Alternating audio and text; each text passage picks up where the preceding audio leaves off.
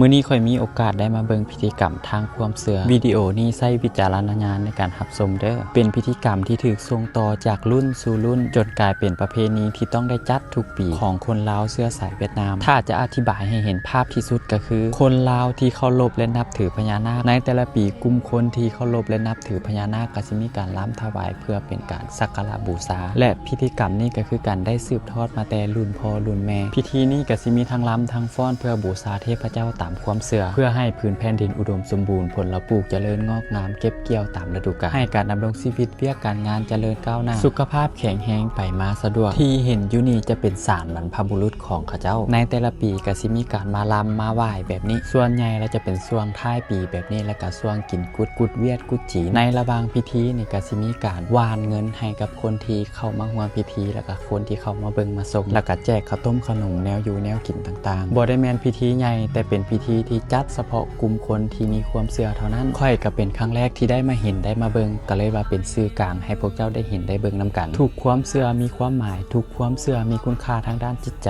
ทุกความเชื่อมีความสำคัญต่อบุคคลนั้นๆในระหว่างมื้อที่ลำที่ฟ้อนก็สิมีการเปลี่ยนชุดให้ถือกับเทพเจ้าแต่ละองค์ก็สิเปลี่ยนชุดแบบนี้ไปเรื่อยๆแล้วก็ลำกับฟ้อนแบบนี้ไปจนจบพิธีเลยใช้เวลาประมาณ 5-6 ชั่วโมงย้ำอีกเทื่อนึงว่าพิธีกรรมนี้เป็นพิธีกรรมทางความเชื่อใช้วิจารณญาณในการรับชมเด้อถ้าว่าเจ้าเห็นวิดีโอแล้วหากว่าเจ้าบ่มักก็มีแต่เลื่อนผ่านเด้อบ่ให้คอมเมนต์ไปด้อยค่าคนอื่นเด้อ